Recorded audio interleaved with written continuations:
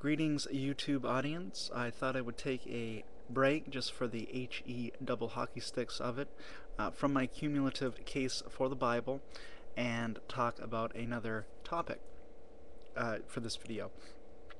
And that is the creation evolution controversy. Where do I stand on that issue? Um, and I think stand is too strong a word because this is an issue I'm still thinking through, and my own thinking on this has changed quite a bit over time. It has evolved, if you will. Um, so this is a work in progress in my thought life. But uh, I'll just, lay out briefly what the different options are and then say where I stand on the continuum. Alright, so at one end of the continuum you have total creationism. And this would be the view that there is no evolution at all, that everything in the biological world was directly created by God. Now, I don't think that there really are very many Christians who would hold to this position, perhaps no Christians at all. There are I've heard some people who will misinterpret the Bible to say that the earth is flat. So regardless of various moon missions and so on, they will say that the earth is flat. So perhaps they would fall under that category, perhaps not. But that's a rare view, if even a view that's held by anybody at all. So the next view on the continuum would be young Earth creationism. The Earth is 6 to 10,000 years old. It's a lot younger on this view than mainstream science says. And there is evolution within kinds, but there's not evolution from one kind to another. Now, the idea of a kind is fairly ambiguous. But a dog and a coyote, for example, may belong to the same kind of animal, but perhaps a fish and a bird are different kinds of animals. So exactly where to draw the line on kinds, in my experience, is not really explicitly stated or known by young Earth creationists, and they admit that fact as well. That they don't know what exactly makes a kind of animal. And of course, in Genesis, it says that God created certain kinds of animals, and they will reproduce after their kind. So that's where this word kind comes from. Now, the next position in this continuum would be that of an old Earth creationist. The old Earth creationist will say that the Earth is as old as science says it is, but then it will go on and say that God did specially create certain kinds of animals, and there is not nearly as much change from one kind of animal to another as mainstream evolution says there is. So there was a special creation, but the Earth is old. Then the next view, and this is a view that perhaps you haven't heard of before. It's a fairly obscure view. Not a lot of people hold it, but it is gaining momentum. William Lane Craig, for example, seems to lean towards this view, and that is the view of progressive creationism. Now, progressive creationism views the Earth as being old, and things were especially created in progressive stages. So instead of everything being created in 6 days, as the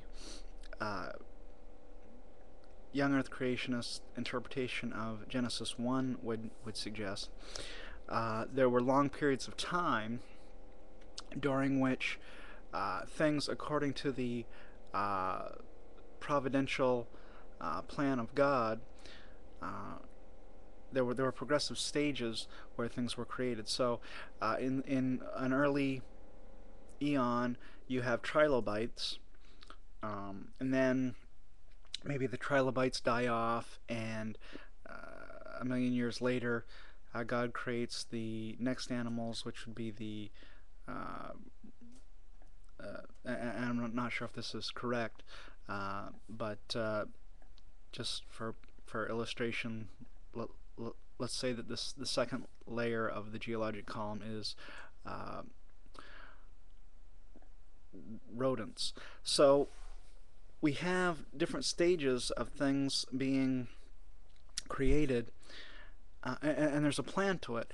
The objection is that God would not want all these things to die and suffer, all these animals, um, and it doesn't seem like a very efficient way of doing it. But if you actually look at it, um, there is an order to it and a plan to it. For example, at some point the dinosaurs died out. There was apparently an asteroid that wiped out hit the Earth and wiped out the dinosaurs. Well, because of that, other species of animals, including human beings, were able to thrive. If there were dinosaurs around today, they would be stepping on us and killing us, or some of them would be eating us, hunting us for food. But because the dinosaurs died out, we have a better chance at surviving. So that's one part of the plan, the progression. And also, we couldn't have our modern technological society today, if we didn't have fossil fuels, which come from dinosaur remains and other animal remains. So all those animals had to die in order to give us fuel for us to use in our ruling of the earth, in our dominion of the earth. So there is a reason why there were these certain mass extinctions and different animals being alive at different times. They're not all alive at the same time. We don't have trilobites today, but they had them. There were trilobites, way back. So that's a progressive creation view, and the next view would be theistic evolution, the view that God has created various animals and plants through the mechanism of evolution, full-blown evolution, where you have a common ancestor and descent with modification, primarily through natural selection. And then the final view in the continuum would be godless evolution. There is no God, and we got to be here the way that we are here. The biological world became the way it was because of full-blown evolution.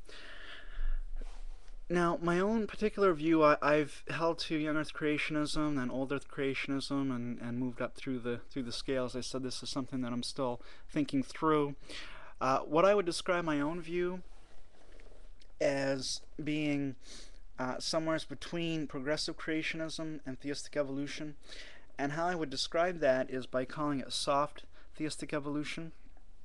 Now, what I mean by soft theistic evolution, as opposed to hard theistic evolution, is the view that I'm open to the possibility that God used evolution to create, but I'm not committed to that idea.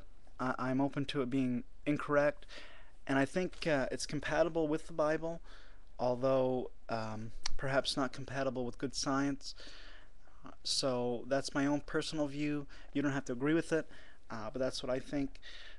Now, and maybe I just don't know enough science yet to really give a good answer to that. But so the hard theistic evolutionist says we know God created using evolution. The soft theistic evolutionist says we're open to the possibility that God used theistic evolution. And if you disagree with that as far as your own perspective, I would really like to hear what you think and why you think that.